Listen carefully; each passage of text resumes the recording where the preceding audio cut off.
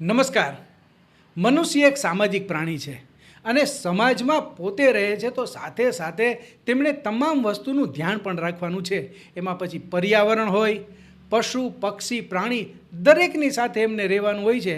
ત્યારે બચપણથી જ આ પ્રકારના એમને જ્ઞાન મળતું રહે એમના માટે સામાજિક વનીકરણ વિભાગ દ્વારા ખાસ પ્રાકૃતિક શૈક્ષણિક શિબિરનું આયોજન કરવામાં આવે છે અને એમની અંદર જે વિદ્યાર્થીઓ તૈયાર થઈને એ ખરો સામાજિક વ્યક્તિ બને છે. તો ચાલો આ શિબિરમાં જઈએ અને શિબિરમાં કઈ રીતે પ્રશિક્ષણ આપવામાં આવે છે તે જાણીએ.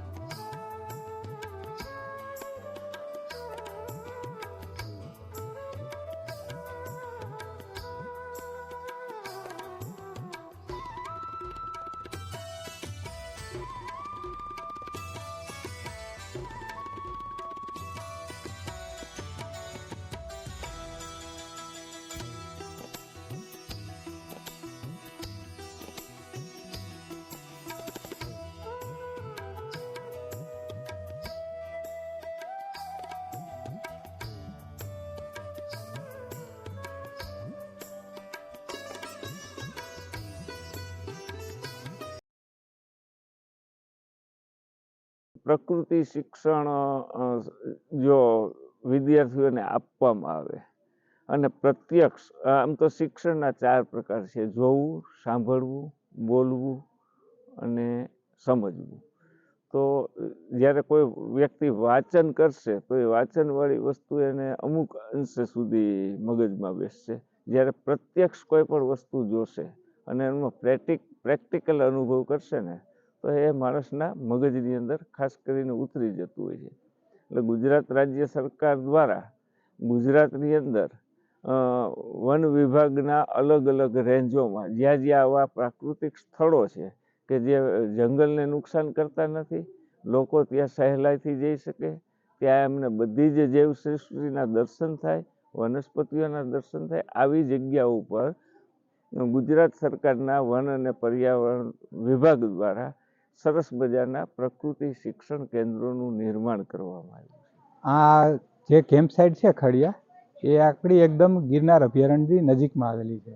એમાં અહીંયા મોટે ભાગે જે લોકલ સ્પીસીસ છે, જે ઝાડ, એને પૂરું માર્ગદર્શન આપવામાં આવે છે. એનું કઈ રીતે સંવર્ધન કરવું, ઉછેર કરવો અને તે આપણા માટે કઈ રીતે ઉપયોગી છે, આયુર્વેદિક ઉપયોગી છે, પછી એના પાન, છાલ, ફળ, ફૂલ એ બધા કઈ રીતે આપણને આયુર્વેદમાં ઉપયોગી છે એના વિશે માર્ગદર્શન પૂરું પાડવામાં આવે છે. જેમાં અમારા તજજ્ઞો દ્વારા તેમને સચોટ અને પૂરી માહિતીનું આપવામાં આવે છે.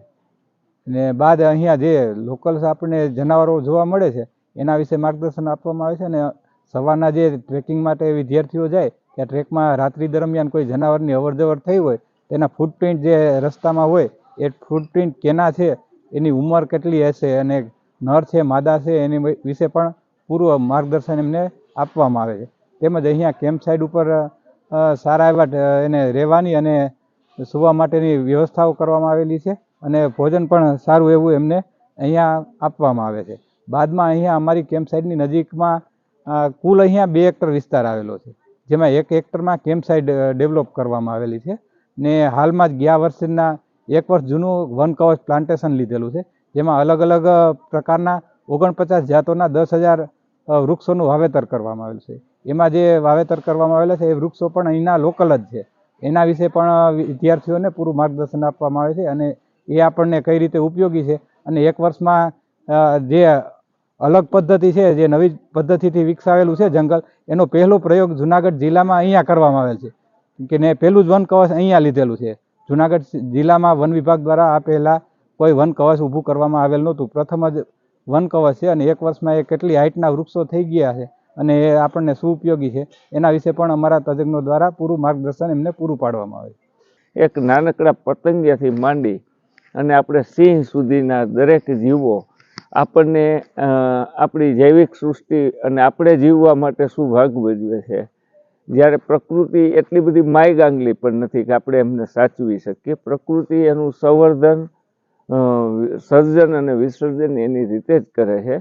પણ આપણે માનવજાત જો એની અંદર અટકચાળા કરતા બંધ થઈએ તો પ્રકૃતિ તો એની રીતે એમનું જે કંઈ કામ કરવાનું છે એ કરતી જ. કરીને હાઈસ્કૂલના જે વિદ્યાર્થી ભાઈઓ બહેનો છે એમને જે એમનું મગજ છે ને સક્રિય હોય છે કામ કરવા માટે અને આ બધી વસ્તુઓ યાદ રાખવા માટે. એટલે એમને પ્રત્યક્ષ વનકેડી ભ્રમણ, રિવર ટ્રેકિંગ, બર્ડ વોચિંગ આવી બધી પ્રવૃત્તિ વહેલી સવારથી આખું શેડ્યુલ ટાઈટ હોય છે. અહીંયા અમે આવ્યા તો વાતાવરણ સાવ અલગ જ. ગિરનારનું જે વાતાવરણ છે, જંગલનું જે વાતાવરણ છે અને ગીરનું જે વાતાવરણ છે એના વિશે અમે સાંભળ્યું તું ખરા, પરંતુ અનુભવ્યું તો અમે અહીંયા આજે જ. બરાબર છે ને? હા. તો આ જે વાતાવરણ છે, હવાથી માંડી અને એકે એક કણે કણની અંદર ઉર્જા એટલી બધી ભરાયેલી છે કે પ્રકૃતિનો નાતો અહીંયા કાયમ ને કાયમ રહે છે. પરંતુ આ ઉર્જા છે એને વધુ ને વધુ ઊંચી લાવવા માટે, એનું ઉર્જાનું ઉદ્દીકરણ કરવા માટે થઈ અને ગુજરાત સરકારના અને અહીંયાના વન્ય કર્મચારીઓના પ્રયત્નો છે એ એક ધારા અને એક સરખા રહ્યા છે. તેઓ સતત ને સતત એમના પ્રયત્નોની અંદર એટલો બધો વધારો કરી રહ્યા છે કે અહીંયા કોઈ પણ જાતની સુખ સુવિધાઓમાં જે કંઈ પણ છે એ બધું નેચરલી છે, પરંતુ અમને જે ટેન્ટ પૂરા પાડવામાં આવ્યા છે, અમને જે ભોજન પૂરું પાડવામાં આવ્યું છે, ગાદલા અને ધાબળાની જે અમને સગવડ પૂરી પાડવામાં આવી છે, તો એ અદ્ભુત અને અવર્ણનીય છે.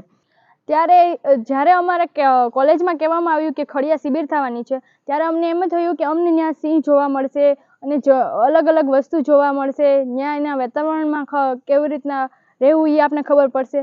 જ્યારે અમે અહીંયા આવ્યા ત્યારે પણ અમને ઘણું શીખવા મળ્યું. અહીંયા ઠંડીનો અનુભવ થયો હતો, જંગલમાં જતા ત્યારે પક્ષીઓનો અવાજનો અનુભવ થયો હતો, ત્યારે સિંહના પગલાંનો પણ અમે ફૂટપ્રિન્ટ જોઈ હતી અને ઘણી બધી એવી હતી વાતો જે અમને અહીંયા આવીને વધુ અનુભવ થયો હતો. અને અમે પણ પ્રકૃતિની સાથે સાથે કઈ રીતે રહેવું એ શીખ્યા છીએ અને ભવિષ્યમાં પણ આવી પ્રાકૃતિક શિબિરો હું કરતી રહીશ. મારા વિદ્યાર્થીઓને વધુમાં વધુ લાભ મળતો રહે એવા મારા હરહંમેશ પ્રયત્નો પણ રહેશે. અમે અમારી દીકરીઓને આ ક્લાસરૂમ શિક્ષણની સાથે સાથે પ્રકૃતિની સાથે બહાર રહીને અનુભવીને પણ શિક્ષણ મેળવી શકાય, જોઈ જાણીને ઓબ્ઝર્વેશન કરીને પણ શિક્ષણ મેળવી શકાય તેનો અમે અનુભવ કરાયો છે અને અમને તેનો આનંદ છે. આખા દિવસ દરમિયાન બાળકોએ કરેલી જે તે કંઈ પ્રવૃત્તિઓ છે એમની અમારા આરએફઓ, ફોરેસ્ટર અને ગાર્ડ અને ક્યારેક એસીએફ સાહેબ અને